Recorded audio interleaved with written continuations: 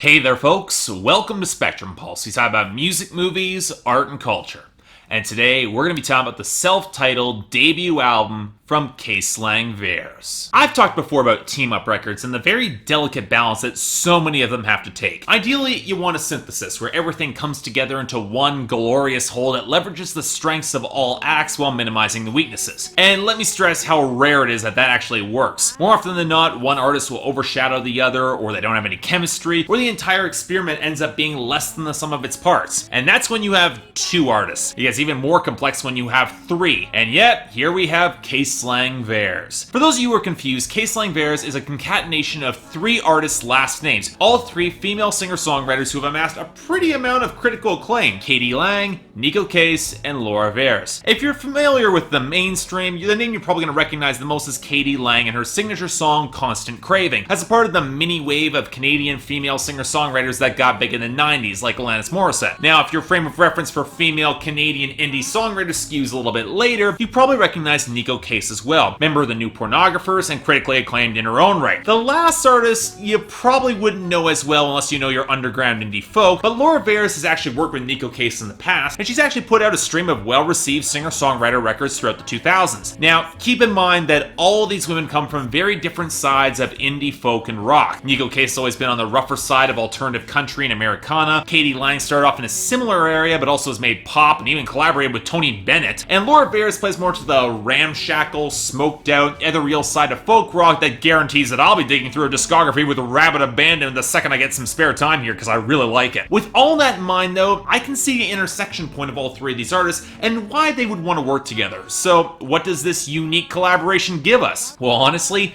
it gave me more than I could have ever possibly expected. This was a big surprise for me, because while this album has been on near constant repeat for the past couple of days, it's not a record that immediately jumped out at me as something that I thought that I would love. Part of this is scale. The record is 14 tracks, clocking comfortably around 45 minutes, and while it can develop some bombast, it's clear the intentions are a little bit more reserved, more focused on refinement rather than some grand thematic conceit. And yet, that refinement, it paid off in spades, because this album is gorgeously composed, beautifully performed, and exquisitely written. A sleeper hit, to be sure, but easily one of the best albums thus far in 2016. I slept on this release for far too long, but man, I'm glad I finally took the time to really dig into it because it's amazing. So let's start off with that big question of balance, because all three of these women don't just have distinctive voices, but iconic sounds as well. And while they all contribute to each song, you can tell there are certain songs that bear the mark of one singer over the other two. Lang's songs are more smoky and jazz-inspired. Neko Case digs more into the alt-country side, and Laura Veirs makes a sort of ethereal and absolutely wonderful indie folk that I'd argue takes the most chances. In other words, they're very much in their respective comfort zones with a richer set of harmonies and more elaborate production behind them for this album. But that's far from a bad thing, because you can tell they're working to come together in the middle, and the vocal arrangements are absolutely incredible. It's genuinely startling how much chemistry they all have, even on tracks like Georgia Stars, where it goes lo-fi in the vocal pickups. I do wish they took more advantage of the multiple singers to trade off more lines with each other, or play off each other in the songwriting beyond just the excellent opening song Atomic Number, but I would say that about most collaborations that aren't Run the Jewels, so hey, that's just me asking for more. But it also helps a tremendous amount that the production and instrumentation is great enough to back them all up. Full of liquid electric guitars, brittle acoustic grooves, rich string sections, tempered percussion, and such tightly woven melodic interplay with the piano, it's honestly a little bit startling how many fantastic hooks they ring out of it. The production is lush and warm, touched with just enough reverb to give the mix some depth, but never feeling cavernous or swamping out any of their voices. And while I can feel some wishing that there was a little bit more of an edge to this album, most because Georgia Stars has a sort of compelling bite that makes you want that edge, I was plenty satisfied with how organic and fully formed these songs became regardless. Klang tends to take the lead on the most elegant and composed pieces, with the jazzier touches like on Honey and Smoke, that earthy low tone in the guitar on the Torch song Blues Fires, or the slightly too stiff 1000 Miles Away, where I appreciated the ideas in that song lyrically, but wasn't really wild about the melodic tone, probably the weakest song here. Neko Case tends to play things a little bit rougher, with the acoustic brittleness paired with a cello on Song for Judee, Judee, the more striking alt-country feel of Delirium with a hook that will lodge in your head and will not let go, especially with those bells, the more ominous bass textures on Supermoon, and especially the dark, smoky vibe of Down I-5 with a fantastic piano interlude. But the artist who showed the most diversity and intrigued me the most was easily Laura Veirs. From the bubbly head rush of Best Kept Secret that's borderline twee with the horns but actually made it work for me, the misty layered harmonies and strings on Greens of June has an odd sexiness to the song that was really quite potent. The darker, distorted auto harp backdrop of I Wanna Be There that has that sweet, jagged guitar, and especially that ragged, rough-edged, borderline Sonic Youth sound of Georgia Stars. This is an album that has real instrumental diversity, but also feels wonderfully cohesive in the mixing and mastering. And when you consider how many of these hooks are just so damn good, it makes for an incredibly easy listen. This album goes down so fast you almost barely notice it. But fine, you know what?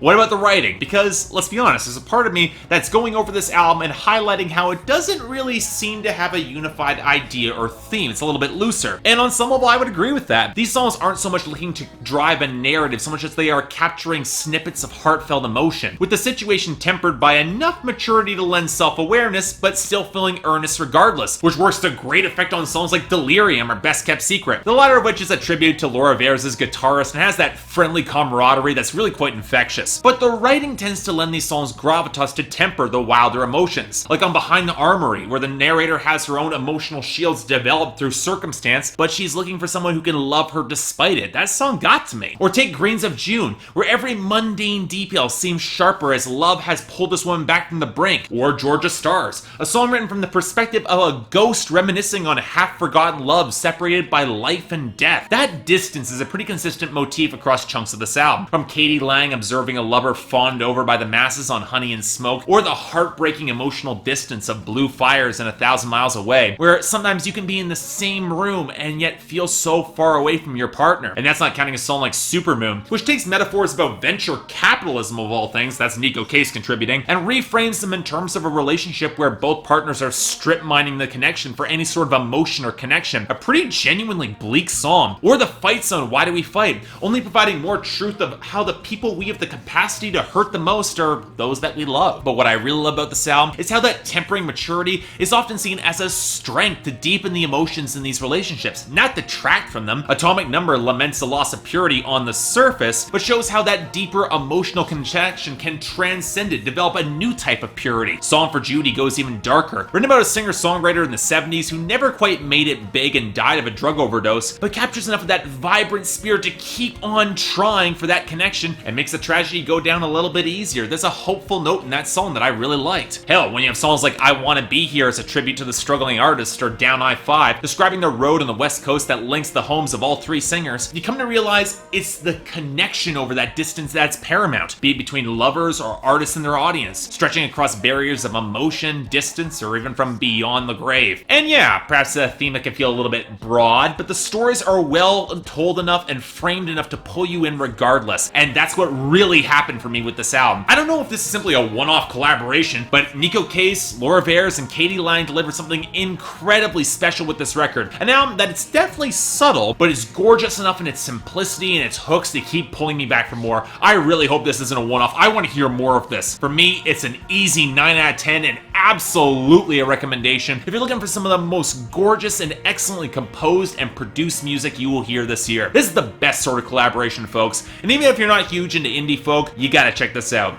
You will not regret it. So yeah, thanks a lot for watching. If you'd like to like and subscribe, I'd be more than grateful. I got the poll up here, so what did you guys think of this album? Did you guys like it as much as I did? Because really, this album got to me. I was surprised how much I really fell in love with it.